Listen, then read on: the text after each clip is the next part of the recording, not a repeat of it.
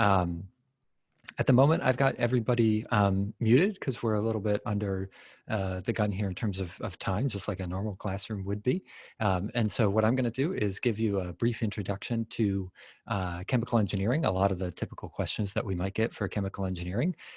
We've got 30 minutes on the block for us, so I'm going to spend about 15 of it going through just a general introduction to what chemical engineering is like.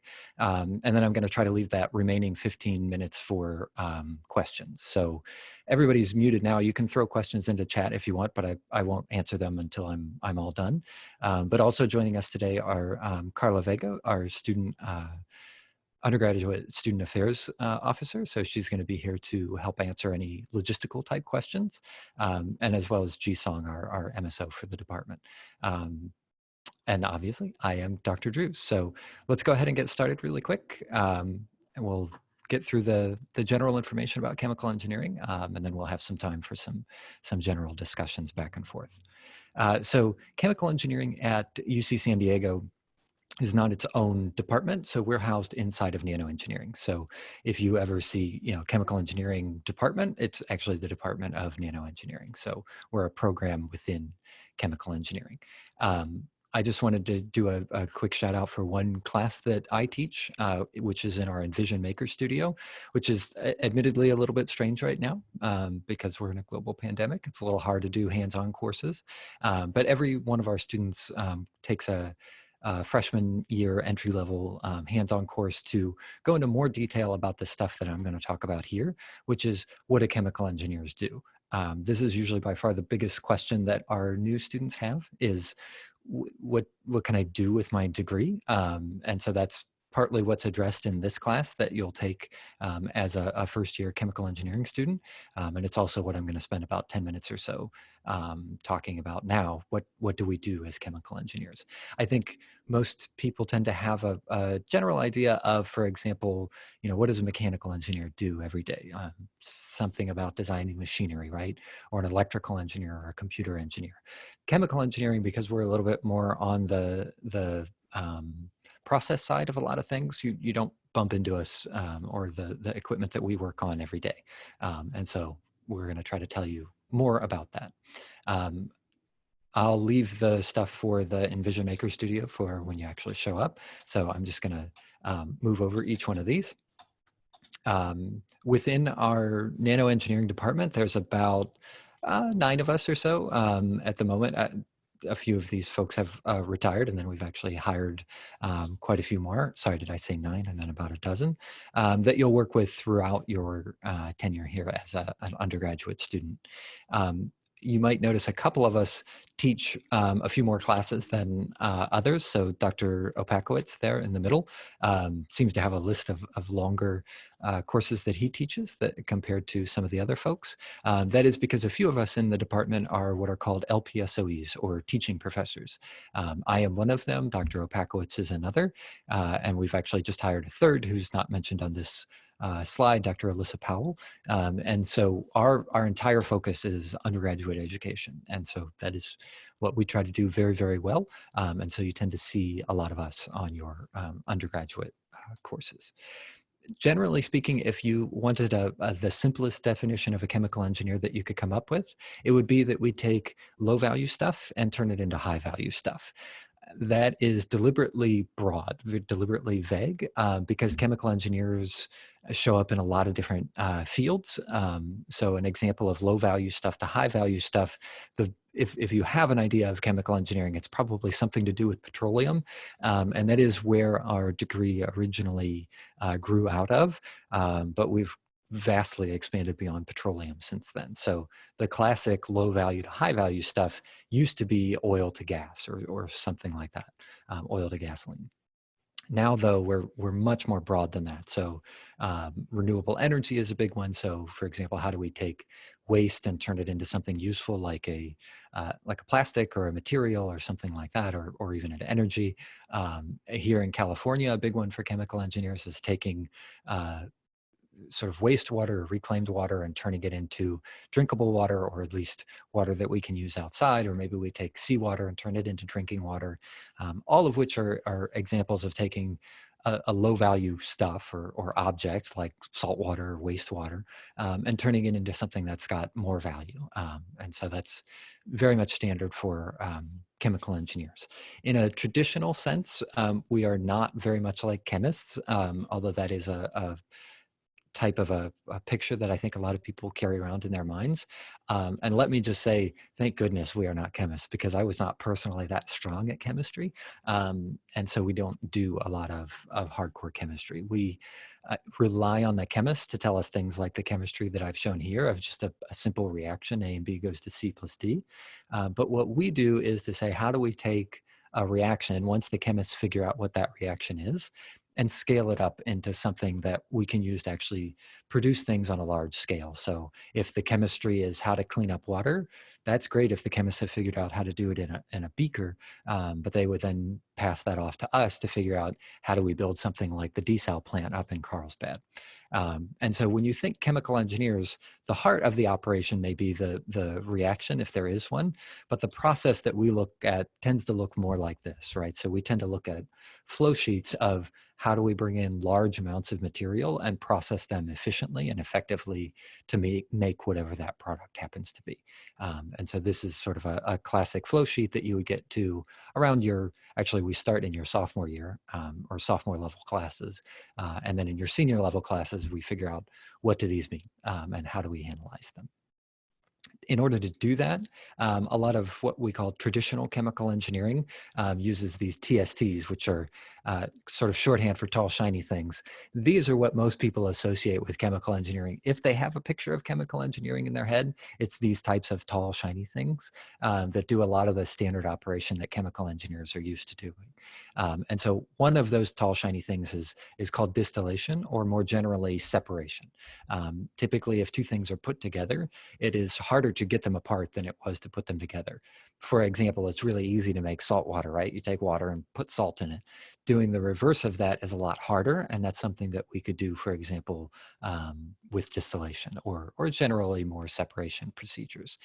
And so a fair amount of chemical engineering is focused on separating things that don't typically want to be separated. The opposite of that is also true. We often spend a fair amount of time trying to figure out how to mix things. And so what's being shown here is part of a crayon factory, actually. And so crayons, or that sort of amalgamation of wax and color and all these other things, is an example of putting things together that do not typically want to stay together. On their own, if you just threw sort of wax and color together, they would just separate back out and you wouldn't have these great crayons. It is a personal goal of mine to visit a crayon factory sooner or later, because I think they are just fascinating pieces of chemical engineering. So we separate things, we mix things and put them back together. Certainly we do react things. So the most common reactors that we have in San Diego are the breweries that are all over the town. A lot of what they do is called batch reaction. So they dump everything together and it sits there for a while. It turns a low value product like sugar and water into a higher value product like a beer or a distilled spirit or something like that. That's quite a different process, going from beaker sizes up to very, very large scales like what's being shown here in this image, where the reactor may be the size of an entire room. And so there's a lot of different processes that happen in there in terms of heat transfer, getting the energy to go where we need it to, what we call mass transfer, mixing the mass around to make sure it's either uniform or well mixed or something like that. And then what we call momentum transfer or fluid mechanics, which you can see sort of underneath him there. The piping to get stuff in and out of a large container is not trivial. And so that's part of what our design happens to do. And then last but not least, that part that I had mentioned before about heat transfer, that's a big portion of our job more recently because we're trying to use our energy more efficiently. So back in the 50s or 60s, if we needed something to get hotter, we would just throw a burner on them, right? And pump some gas in or pump some oil and burn the oil, make something hot. That won't cut it anymore. That's a pretty inefficient use of our resources. And so what we've got here in these pictures are how do we transfer energy from one fluid to another in such a way that we make a more efficient use of the energy that we started with. And so that's a big portion of not just how do we build something from the ground up, but where could you go with a degree after you graduate and actually make a difference with an existing process. Could be to use their energy more efficiently on a process that already exists. All of those are very what we consider sort of traditional chemical engineering, and we spend lots of time going over that in our undergraduate program.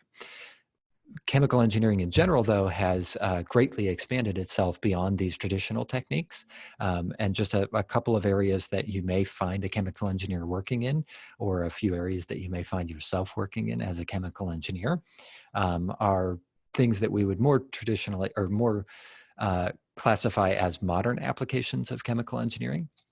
So, for example, things like clean energy, if we want to transition away from fossil fuels to renewables, chemical engineers are involved in there because we're taking a lot of low value products. So, for example, waste cooking oil from a restaurant and turning them into high value products for renewable energy, such as biofuels, something like that, or hydrogen fuel cells are another great example of that. Water purification. So I mentioned the Carlsbad distillation plant, or sorry, reverse osmosis plant. We have actually toured that plant as chemical engineers here at UCSD, and this is a picture of inside of that plant. It's a classic example of taking a low-value project or a product into a high-value product. Bioengineering is very big in San Diego, so that's also an area where a lot of traditional chemical engineering tools have been adapted to this modern application. And in fact, I had mentioned earlier, Alyssa Powell is one of our new faculty hires. Her background is in bioengineering. And then last but not least, we are housed inside the NanoEngineering department. And so we can collaborate with nano engineers and chemists and physicists and material science to design a lot of these projects or products to work on a very small scale. So for example, designing microchips requires a lot of chemical engineering because the larger structures that house these microchips require things like heat transfer and mass transfer and fluid mechanics and stuff like that in order to get them to operate effectively. So there's lots of room both in the modern chemical engineering aspect as well as the traditional chemical engineering aspect. That comment here that I have, there's plenty of room at the bottom, that is not at all a knock on nano engineering. That's actually the title of a somewhat famous speech by Richard Feynman, a Nobel Prize winning physicist.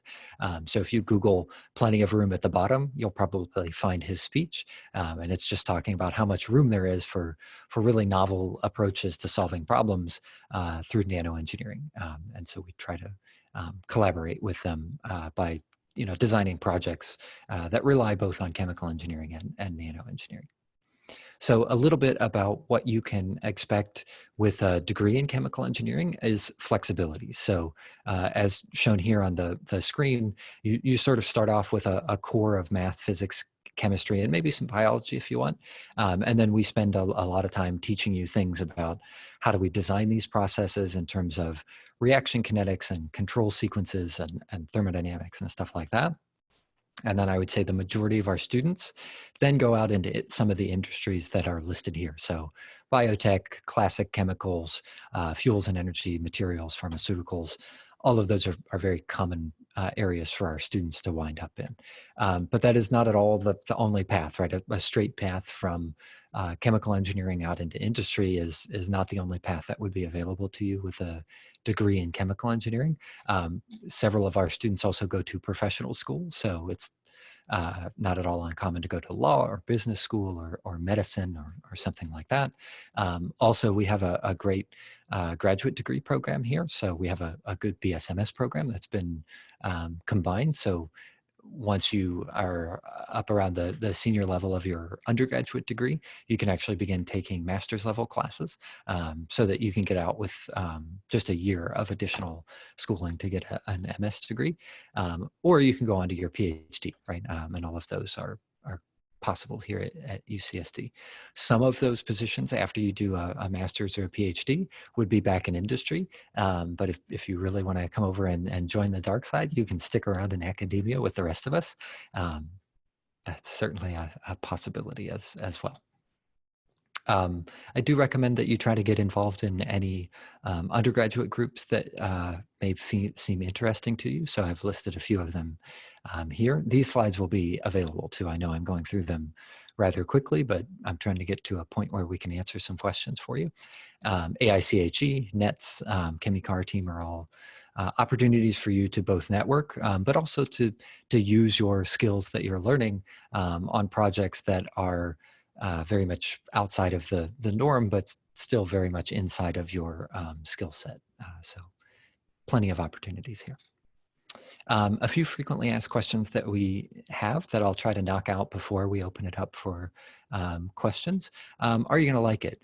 I think so. I have, my entire background is chemical engineering. It's always been fascinating for me, the number of different projects that we can work on. So yeah, I think you're going to like it if you come to chemical engineering. We often get asked about the gender gap between the two of these. I just measured it for seniors about 2 weeks ago, and we were at 44 female students and 58 male students. Are there research projects available? Yes, with an asterisk, and I put an asterisk on there because they are quite competitive. On the other hand, you do not need to stay just within the nanoengineering department if research is something that you're interested in. It's very common for our students to go to mechanical engineering or aerospace or biotech or chemistry or physics or material science or something like that to work on projects that are interesting to them. So they are available, they are competitive, but you can also go outside of our department to find other interesting projects. Can you get a job? Boy, that one's tough right now. If things were normal, I would say, yeah, you can get a job afterwards. It's usually inversely related to the size of the net that you're willing to cast. So if you want to get into a job here in San Diego, it's a little bit harder because we've been graduating a lot of chemical engineers over the last 5 or 10 years or so. And so it's a little bit harder if your net is, I want to stay in San Diego and do chemical engineering, that's a little bit harder. And so the wider you cast that net, if you want to say, well, I want to stay in California, you've got more opportunities there. If you're looking for continental US, there's still more opportunities there. And then obviously global, there would be even more opportunities there. So that's what I would say in the normal case. If you were to ask me what it would be right now, I don't think anybody could give you an answer as to what the job market would look like in the middle of a pandemic that we've never had to deal with before. So I think that's a little bit of an area where you could say like, well, I hope things are going to get back to normal in the next 2 years before I graduate. And I would hope that they would too. So I would have a bit of hesitancy trying to project what that would look like in 2 years beyond saying, I think it's going to get back to normal by then. And then how many and when descent students get their jobs after they graduate? Like I said, I don't have that information because we're in a little bit of a tight spot right now. I think it's fair to say that nobody would have an exact idea of what the job market would look like if you were to graduate tomorrow or for our seniors right now. So that was fast, I understand, but the point of it being fast was we've now got as much time as we could allocate for questions afterwards. And so I've got the group chat up right now. So if you have questions about anything that I went over or anything that I didn't go over, please throw them up in group chat, and Karla and I will try to knock them out as quickly as we can. And it is as much depth as we can get to.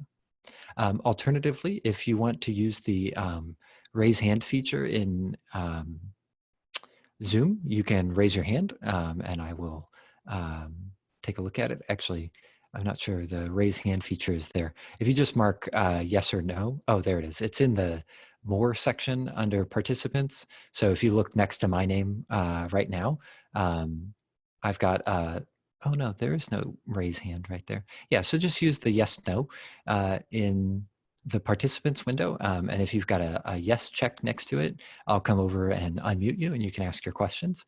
But otherwise you can just throw them up in chat and we can answer them in chat as we go.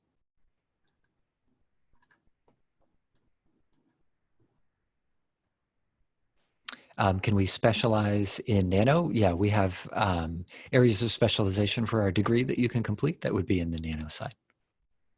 And you can find those on our department's website. What you're looking for is called an area of specialization class. Are there a lot of internship opportunities? There are, but they're not built into the curriculum. And so they often show up as either study abroad opportunities or summer internships.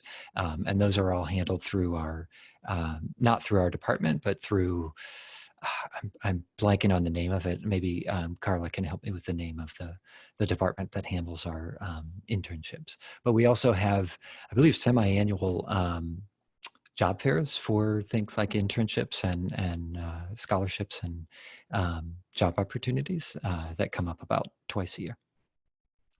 Yeah, we have the university has a program. It's an academic internship program that you can go through for internships. You can also contact the Idea Center, which handles all of Jacob's School of Engineering.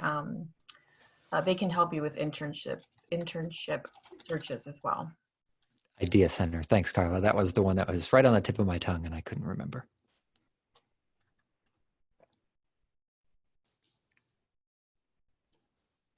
As a transfer student jumping straight into a core engineering course, yeah, you're pretty much going to, unless you would like to follow the 4-year program. So the 2-year program is the one that we generally recommend transfer students go to because otherwise you haven't really saved any time, right? The 2-year program, you will jump right into engineering courses. Yep.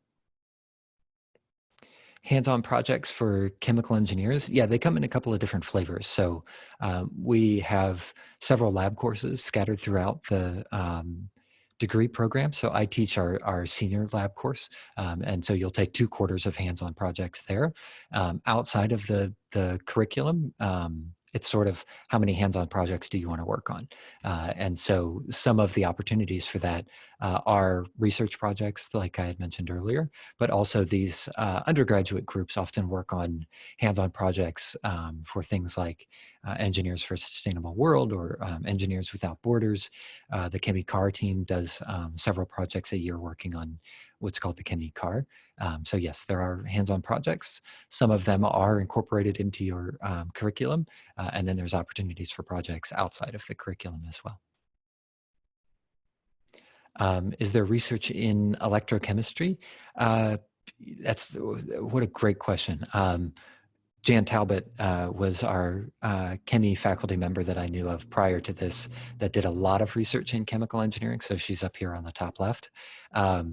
There's still electrochemistry over on the nanoengineering side, but that would be a better question to forward to our nanoengineers. So I believe Dr. Jokerst is giving our nanoengineering talk right now. And so it's not at all uncommon for chemical engineering students to join research groups of folks outside of chemical engineering. That's very common. And it's very common for nano engineers and mechanical engineers to join chemical engineering research groups because so much research is multidisciplinary right now. And so you'd have to sort of poke around into the research groups and find out who's doing electrochemistry. There's no limit on the number of tech electives that you can take. There's a minimum of 3 that you have to take. If you take more than that, they don't really count formally towards the degree program. But if they're interesting to you, go for it. It sort of comes down to how much time is in your schedule. And as a transfer student, your schedules are going to be very, compressed to meet the 2-year program. But those 3 tech electives are still inside of that compressed schedule.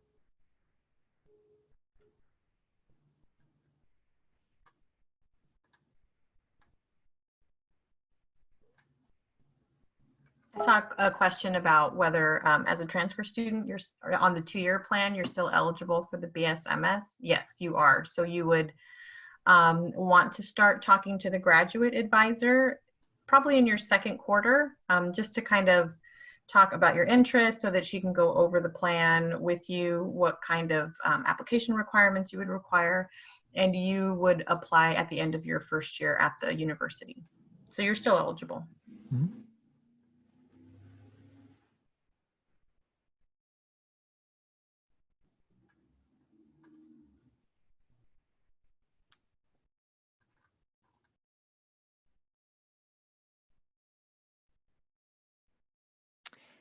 How many STEM classes every quarter? I think I have a slide for that. No, about 3 or 4. It's quite a few. So I can pull up our,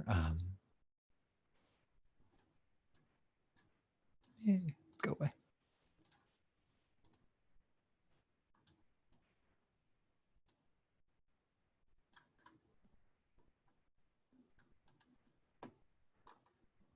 So I'll switch windows over here.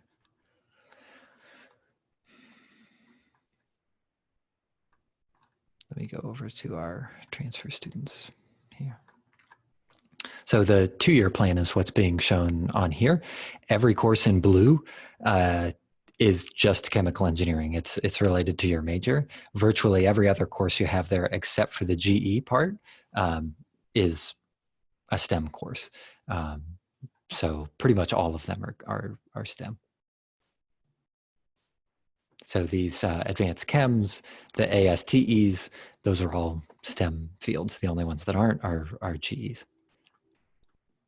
The GEs, Karla, correct me if I'm wrong, those are set by the college, right? So those may or may not be STEM based on what your college requires for GEs. Right. Yeah. Every college has their own set of GEs. Right. Are any of the classes available in the summer? Some of them are. The 3 that we most commonly have available in the summer are CENG 100, which is our material and energy balances class, CENG 15, which is our MATLAB class, and CENG 114, which is our stats class. They are not required to be offered in the summer. It's usually if a faculty member has sort of the time availability and the desire to do it during the summer. But those 3 are fairly routinely offered in the summer. It is pretty highly structured in the sense that if you take, for example, your first year that's here, 101B requires 101A and 101C requires 101A. And so if it's difficult to sort of make your own schedule and still get out in 2 years. So we do very strongly recommend that you stick to the 2-year plan that's on here because it's very hard to go back and forth. Yeah, MAE 8 can be petitioned to have equivalency to CENG 15.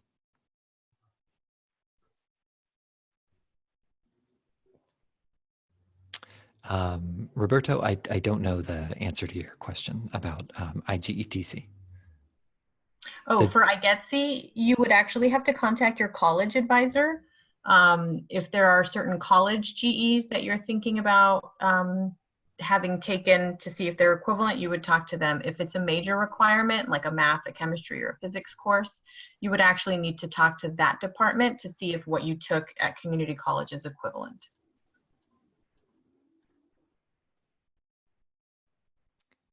For the OChem 1 and 2 that you took, usually that gets petitioned, again, Karla, correct me if I'm wrong here, those petitions would go over to chemistry.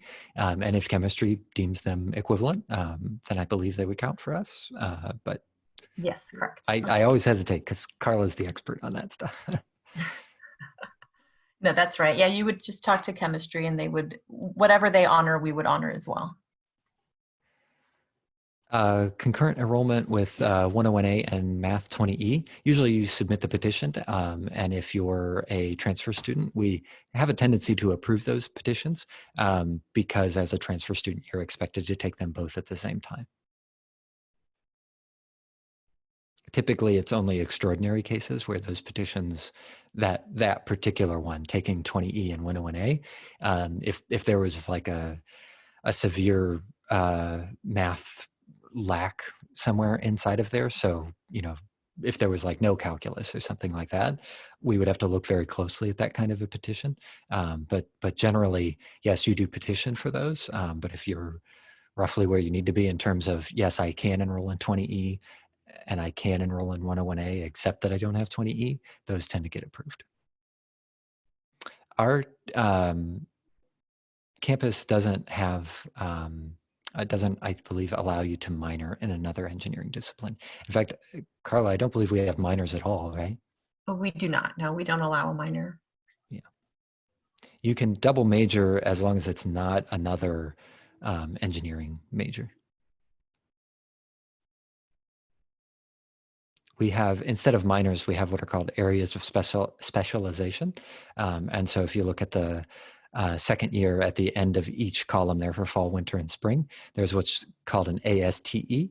An ASTE is a technical elective or an area of specialization. And so you can get areas of specialization in things like biotech or engineering mechanics or nanotech or mat sci. Those sorts of things would be what we consider areas of specialization, and those are often in areas outside of chemical engineering. So that's where you can build up some exposure to other engineering. For example, if you're interested in biotech or biochemistry, we have a area of specialization for that. If you want to skip a class, that would be up to the math department. If you wanted to skip Math 20E, we don't administer that as the NanoEngineering department. In terms of petitioning to take the two concurrently, you'd have to do that right away, like as you enroll in the program. On a related note, we don't have any ways to test out of courses within chemical engineering. They just have to be taken. If you have something from other universities that you think are equivalent to our chemical engineering courses, you can petition to have those counted as core chemical engineering. As the faculty member who reviews a lot of those, full disclosure, it doesn't happen a lot. Not because we're particularly strict. It's just because we have to try to match all of the content we usually teach with any of the content that somebody else teaches. And it's just really hard to get those two pieces of content to line up. But if you think one is equivalent, you can always petition, right? The worst thing that happens is we say no, which is not the end of the world. General class size, it varies. So the course size is, or the class size is usually about 100 to 110 students. And then we typically subdivide our major courses into two different sections. So for example, if you're taking CENG 100 and there's supposed to be 110 people taking them, we will subdivide that into two sections where one section has 50 students and then the other section has all the other students. So average course size, 50 to 75, something like that.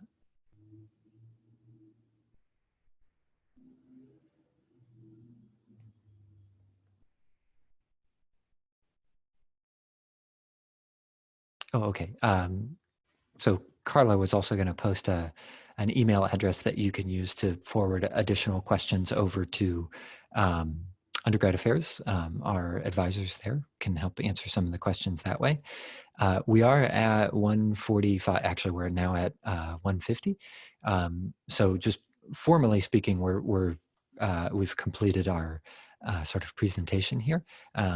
But just like I do in my classes, I am welcome to hang around for another 15 minutes or 10 minutes or so and answer any questions that you might have. But I know that we were only scheduled to go up to 145. So if you have another place to be, I don't want to keep talking and hold you up. But if you would like to stick around and ask a few more questions, you are absolutely more than welcome to do so.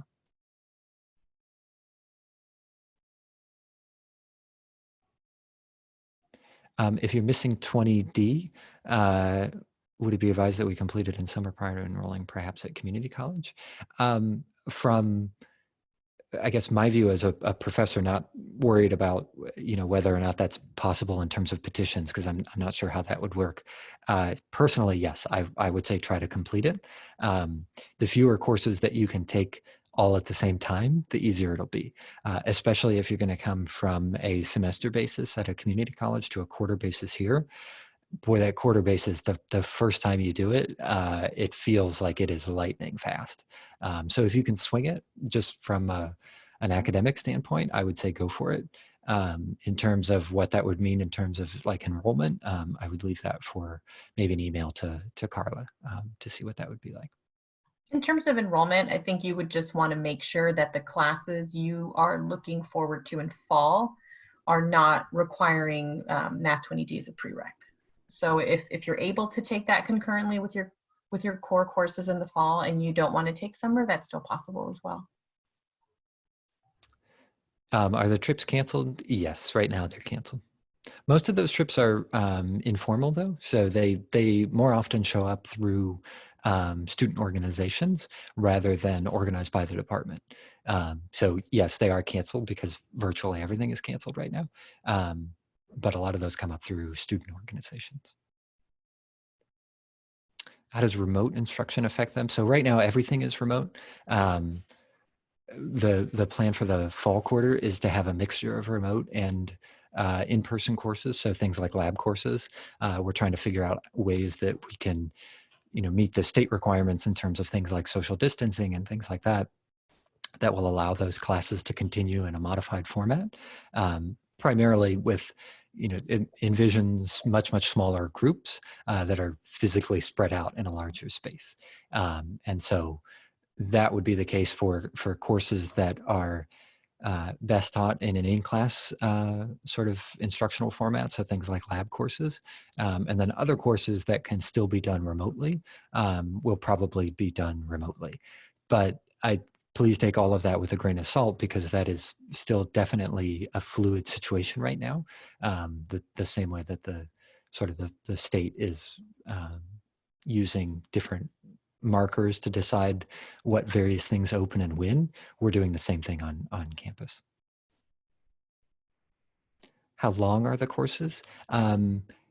In terms of time, they're either 50 minutes 3 to 4 times a week, or 80 minutes 2 to 3 times a week. And then the material is usually covered for about 9 weeks, maybe 10. No, they don't really. The time doesn't vary depending on the subject. The time you spend on the subject, that kind of varies. The unit load is a good indicator of how much time you can expect to spend on them. A 4-credit class, you can expect to spend between 8 and 12 hours outside of class working on it. So you can see from that fall quarter, you've got 1, 2, 3, 4-credit courses in there that are in STEM. You'd have Seng 100, Seng 101A, and Math 20E. So you're looking at, what would that be? Somewhere on the order of like 30 to 35 hours outside of class for those 3.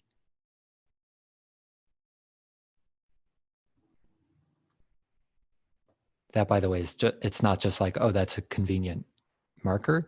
When we, for example, propose a new class, they ask us for a specific hourly breakdown, and a 4-credit class typically requires 4 hours of in-person instruction and on average about 8 hours of outside class work, so homework and stuff like that. So that's not just a ballpark, that's actually the guidance from the university. Tips to approaching professors for research.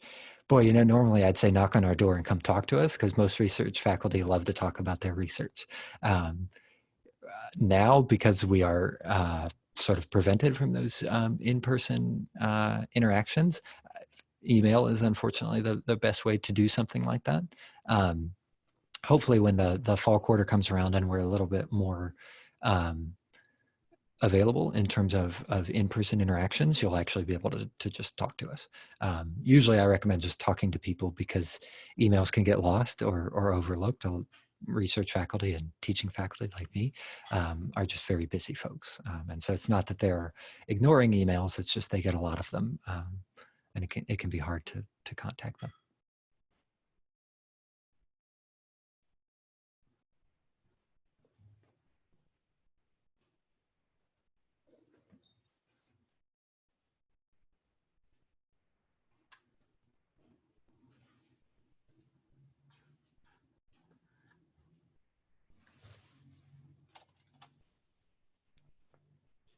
You're very welcome.